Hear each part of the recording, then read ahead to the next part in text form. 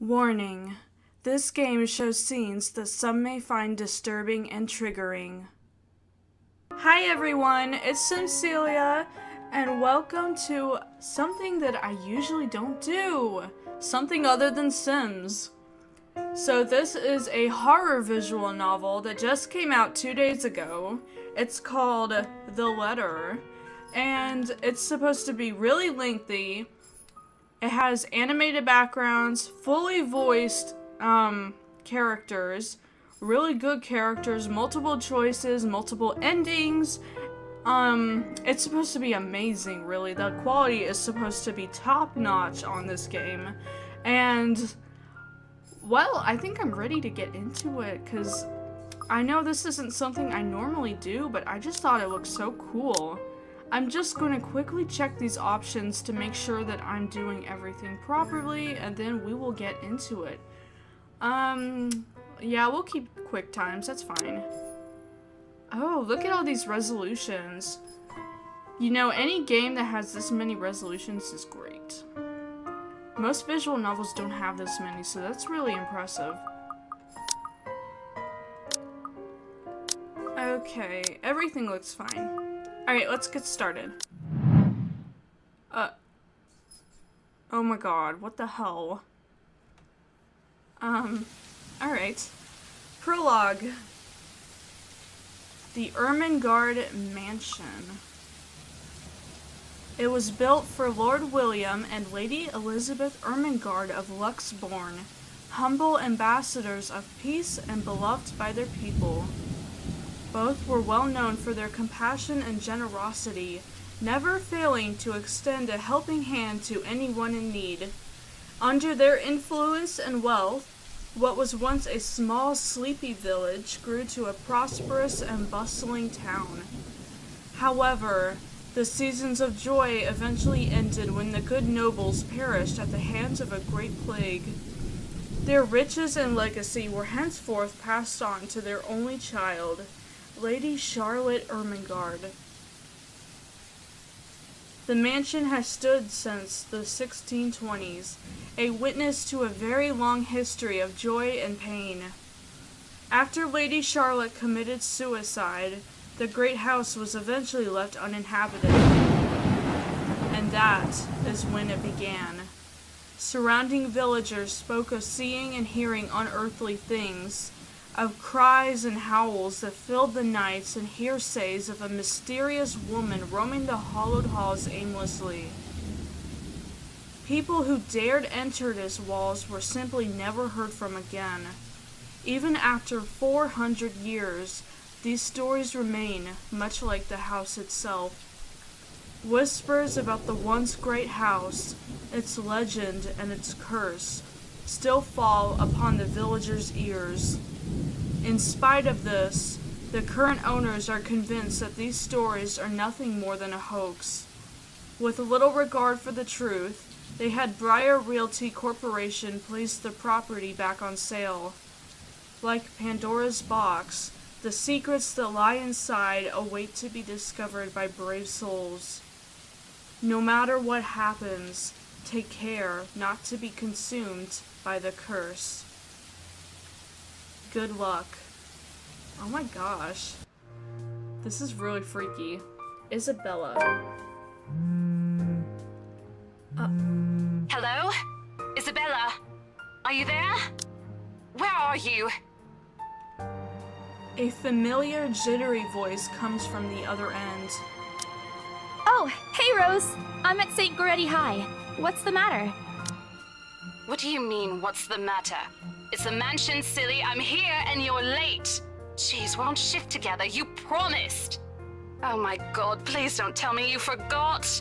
You were planning on leaving me to check this place out on my own, weren't you? You chickened out. Calm down. You know I take my promises seriously. I'd like to believe that. So hurry up and get here. This place is huge. A bit too quiet since no one's lived here since, like, forever, but beautiful nonetheless. Why are you so surprised? This isn't the first time you've been there. I know. I just wish I could live in a place like this. It really takes my breath away. Yeah, well, I wouldn't be so sure about that. Not after the rumors that say it's haunted. Jeez, never mind those rumors. Ghosts aren't real after all. And even if they are, which they are not, they can't do anything. They're nothing but spirits. You don't know that! They might be listening or watching right now, and they might not be happy with you enough to curse you. No offense, sweetie, but that's a bit of a stretch. Believe it or not, it's better to be careful. Right. You know, not every property we sell will end up with a dead body stuffed in a sofa. And I think that mansion is where we'll likely find another one. I can feel it. That was one time, Isabella. Loosen up. Wait, What? just get here ASAP, what? please. I'm getting bored being here on my own. Fine, fine. Let me just finish up here. I'll be right there soon. Okay, see you. Bye. She hangs up before I can respond. Rose, still charming as ever. Who was that? I look up from my phone to see Becca giving me a questioning look. Okay, my name is Rebecca, so this is getting kind of a little too close to home here. Oh. Okay, can I just take a moment to say that this background is amazing. I love the little dust particles that are moving around, and also the birds that are flying past the window. Also, if you look closely at her arms, you can see that she's like moving around. That's really cool. And of course she's blinking too. I love it. Most visual novels aren't animated like this. Oh, that? It's just Rose. Rose? The one you said who trained you for your job back when you started? You're working together again? Just for this property. We've been scoping out that big mansion down Anselm Village after the renovations. Today's sort of its grand opening to the public. The RC wants to give it one last check before we let potential buyers tour it this afternoon. Wait, mansion? That big spooky one you've been telling everyone about? Didn't you keep saying how it just gave you the creeps? You actually went there? And you're going back? Well, I did promise Rose I wouldn't ditch her. And besides, a job is a job. Gotta do what you gotta do to make a living. As soon as those words have left my mouth, Becca lets out a soft chuckle. What's so funny? Nothing. It's just that I didn't expect you to say that. Coming from you, it sounds so out of character. I mean, no offense, but you've been freaking out about the place being creepy ever since you got assigned to it. Cursed rumors and all. I honestly thought you'd back out. Not all the time. I could really use a huge amount of cash right now, and this is just the fastest way to get it. This voice acting is so good. Plus, listen to this. Briar Realty wants it sold as soon as possible, and the agent who lands the deal is going to get a huge bonus. They never give bonuses like that. Getting that would make life so much easier. They're desperate, I'm desperate, it's perfect. A sympathetic look crosses her face. You know, if you're really in urgent need of money, you could have just asked me. Or Ashton. We can always let you borrow, and you can pay us back whenever. I have to keep myself from groaning out loud. In the years I've known her, I can already tell what to expect when she has that expression. Becca! I've noticed that you've been living off instant noodles these past few weeks. Instant noodles are not that bad. Sheesh. Who doesn't live off them every once in a while? She crosses her arms and grimaces at the thought.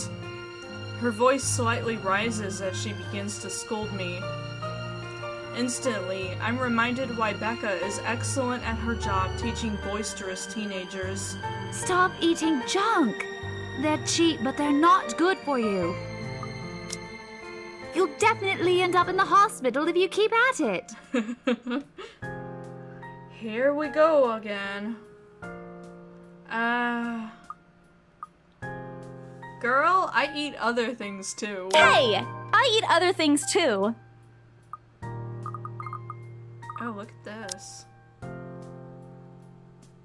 Our relationship with Rebecca rose a little bit. That's cool. Journal. wow, look at this. So I guess the game takes place between October 17th and November 1st.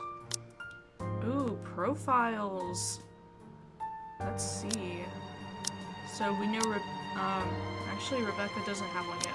Well, we know Isabella. Maria Isabella Grace Cruz Santos. Wow. May 28th, Gemini, 26 years old. Okay. I mean, I know we're supposed to somehow believe that she's an adult, but she really felt like a teenager to me. She's 5'2". She's an estate agent, Filipino. It even says her religion, okay? I don't think I've ever seen a game state someone's religion like this so blatantly. Roman Catholic. Fine arts undergraduate. She likes cinnamon rolls, dogs, food, police, procedural dramas, and teleseries, comedies, and karaoke. She is the third child among 7, wow, daughter of a laundry woman and a jeepney driver. She went to a public school and was an average student but took to art easily. Eventually she pursued a degree in fine arts, as encouraged by her father. However, when the man was diagnosed with a terminal illness, she had to stop studying to make money. It was Isabella's aunt who helped her get work overseas in order to earn more money than any local job could get her. Rose Cooper became her mentor as soon as she started as an agent at BRC. It's been 5 years since she met her neighbor, Rebecca. She met Ashton during an unfortunate incident involving her first sale at Delvin Court, and later Zachary through him. So I guess we'll be meeting these other characters soon. I fold my arms across my chest, mimicking her posture and giving her the best frown I can muster. The same one I used with my younger siblings when they're being difficult. Instead, she only raises an eyebrow at me. That's not going to work on me. And I saw it when you were cleaning your flat last week. Oh my gosh. The instant noodle cups outnumber everything else. You're just exaggerating. Did you even see what's in my cupboard yet? I'm not just living on instant noodles alone. I've got canned beans, peas, tuna, ham, and even hamburgers in there. Uh-oh. That look on her face. Becca's wrinkling her nose by the time I get to the end of the small list. I think she even went a little green on the last one. I would have laughed a little at that if I didn't know it would only lead to more reprimands from her. Aren't those the same ones you won from the grocer's raffle more than a year ago? What? I hope she's not holding on to hamburgers and crap from over a year ago. What the hell? That's disgusting, Isabella. Oh, I sincerely hope you're checking the date stamps on those things before eating them. I don't want a repeat of last year. In any case, those are still not exactly healthier choices, Belle. Oh my gosh. She shakes her head, possibly laughing at some funny distant memory. When she looks up, I immediately brace myself. More words from her. Sometimes it's just better to let Becca talk until she's out of things to say. But when she turns her attention back to me, there's only warmth in her smile. What am I going to do with you? She says this more to herself than me, her voice shifting to something kinder, even motherly, if I'm looking for an exact word. I hope you know that it's impossible not to worry about you when you're like this. You don't have to keep eating the same thing. I already told you before. You're always free to reheat food in my fridge. Thanks, Becca. I really appreciate it, but you don't need to keep babying me. You've been taking care of me since after I moved here. You have to take a break sometime. And before you ask again, no. You know I'm not a fan of borrowing money. And I'm not going to ask you to give me what you earned hard for yourself. You and your pride. But suit yourself. The offer stays on the table, though. I nod in response, and if only to get her to drop the topic. But I'm pretty certain I will never take that offer. Ever. It has nothing to do with pride. I've simply seen plenty of times how friendships can take a turn for the worse just because of a few unpaid debts. Oh, that's true. I don't want something like that to happen between me and Becca. We may argue about a lot of small, petty things, but she already feels like a real sister to me. I don't want to lose that friendship over something so trivial. Becca, taking a quick glance at something behind me, probably the clock hanging above the notice board, snaps me out of my thoughts. Well, enough chit-chat. Lunch is ending, and my students will be back any minute. We can catch up later. Good luck with your clients. You better treat us to lunch or something if you get that sale. You bet! With a small smile, she returns to her desk and begins sifting through pages of a rather thick history textbook. She's probably working out her lesson plan for next week. Or trying, at least. Her eyes are distant and she doesn't seem too attentive to whatever is on the page. As if she heard my thoughts, Becca starts coughing heavily. Her hand hastily goes to her mouth to stifle the sounds. Ah, this is precisely why I followed her here in the first place. For someone who makes a habit out of worrying for other people, Becca sure forgets how to take care of herself. Hey, you sure you can manage on your own? I mean, you're still a bit feverish. Hush, dear. Don't you worry about me. I'll just drink some medicine and I'll be right as rain. Yeah, you don't sound so good, Becca. I level her with a flat look. She has had a cold for a couple days now. Something about the strange weather not agreeing with her lately. And despite my advice to take the week off and rest, I found her apartment empty when I dropped by this morning. She even left the medicine her doctor described to her. Described. Really? Described. I meant prescribed. Oh my gosh. Look who's being stubborn now. You shouldn't even be working right now. Seriously, you big baby. I'll be fine. For now, just go to work and stop making that Rose girl wait for you. I'll call you if I still feel bad, and you can come pick me up if it makes you feel any better. She offers me a reassuring smile, and I can only sigh. Why do I even bother? There's no stopping her once she has decided on something. Defeated, I reach inside my bag to pull out the same bottle of medicine she left earlier. She looks at it warily, then I place it in front of her. Unfortunately for her, this is the one thing I am not letting her have her way. All right, but don't forget what the doctor said. Drink this on time. I'll see you later, okay? There's an amused gleam in her eyes when she shifts her gaze back to me. Look who's playing the mother hen now. Rebecca! Okay.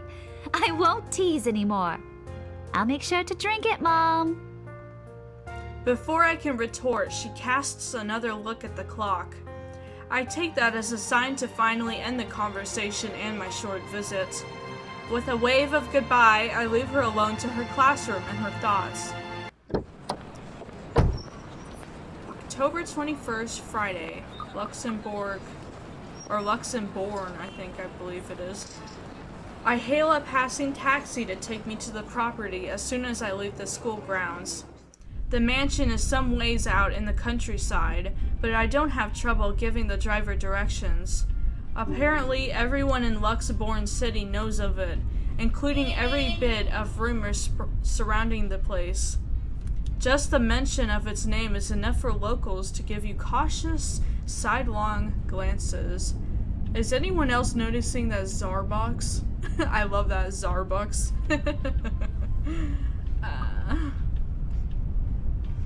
I learned that the hard way the first time I commuted here, and it only boosted my belief that there's something more to the house. Even the news of it being renovated and placed back up in the market has caused quite a stir. Thankfully, it died down a few weeks later. The place would have become a lot harder to sell otherwise. I avert my eyes from the window as soon as the buildings shrink in the distance. We get a glimpse of the countryside soon, although a quick glance at my watch tells me we're still a few minutes away from our destination. Might as well get some work done. Rose did ask me to do some last-minute reviews of the mansion's documents yesterday. I already looked them over last night, but you never know when things may go wrong. Life has ways of messing up things like that. Halfway through reading the papers, my phone rings again. I pick it up without looking, neatly tucking it between my ear and shoulder. It's probably just Rose again anyway. Rose? Oh, that's not Rose, it's Ash. Guess again. That voice. Ash. Bingo. Hey, what's up? Just checking if you're still cool later this evening. You mean that thing with Zach? Yeah, you know the indie movie he's been working on for months? The premiere's going on tonight at a film fest, and he's really excited to watch it with us. He even called in the middle of the night just to remind me. No, don't worry. I didn't forget. I'll be there. Cool, I'll see you later. What time do you get off? Around 6 p.m.? I don't know. It's the first day of the Ermengarde Mansion's open house, and we're expecting quite a number of potential buyers. I'll be booked the whole afternoon. Ermengarde Mansion? You know, the big Jacobean mansion at Anselm Village? I'm on my way there right now, actually. On your own? Yeah, well, Rose is already there, but yeah. I see. Looks like the scaredy cat finally toughened up. Shut up! Ash chuckles from the other end, and I can't help but roll my eyes at him. I'll see you later. Drop me a call when you're done. I'll see if I can pick you up. Ashhole? Oh my gosh. Ashhole? Oh gosh, that is great. That is one of the best things I think I've ever seen in a game. Ashhole. Oh gosh, that is so good. Can I just say, this game is so pretty. I cannot get over the art, and just like everything about it is just so aesthetic and pretty. Our relationship with Ashton is decent. I guess those white bars show what a relationship was with each person at the beginning of the chapter, and of course it can decrease or increase as the chapter continues.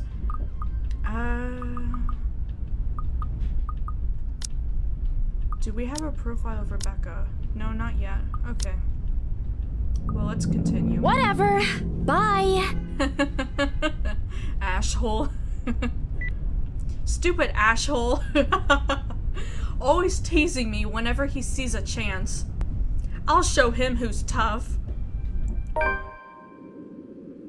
Alright guys, I think that's a really good place to stop right there. Or actually we'll go a little bit further until some things happen. That was okay. Yeah, this wind is freaking me out right now. It takes a few more minutes until I finally reach the infamous mansion. I have to admit, the entire property does look wonderful from the outside.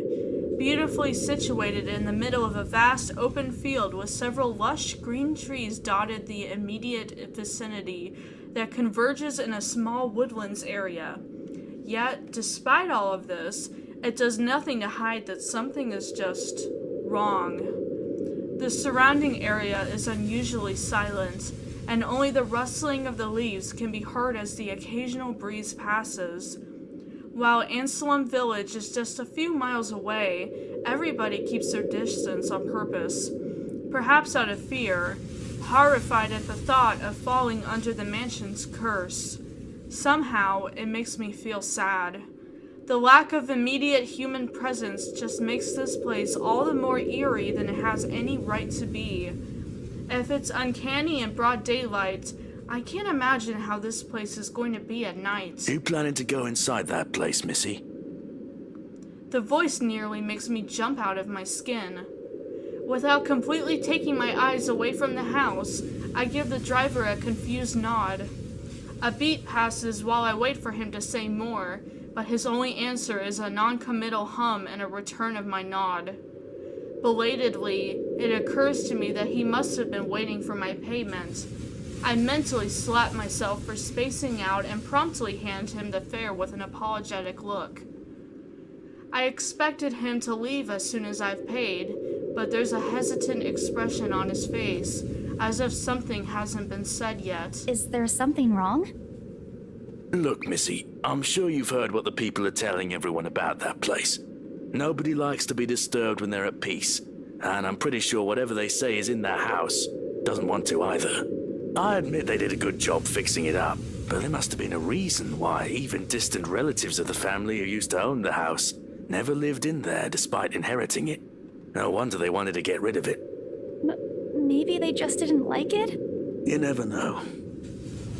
He drives off after, but what he said has left a foreboding feeling in my gut. I breathe out a heavy sigh as I make my approach towards the house. After hearing enough of the rumors, I should have expected the conversation to take that turn. But I'm already here. Backing out is completely out of the question. It isn't like I have any choice in the matter anyway. If I want to get that bonus and commission, one way or another, I've got to sell this property. The door's ajar when I get to it, however, and my own copy of the keys dangle in my hand, now useless. Rose must have left it open when she arrived. That's weird. We may be the only people here this early, but I've never known her for something so careless. And we will stop right there. You guys need to watch the second part to see what happens. And honestly, I think I'm going to just go ahead and record it right away because this game is so pretty. I can't get over the cute art and the nicely animated little parts in the background. Anyway, thank you guys so much for watching. Make sure you subscribe. Bye.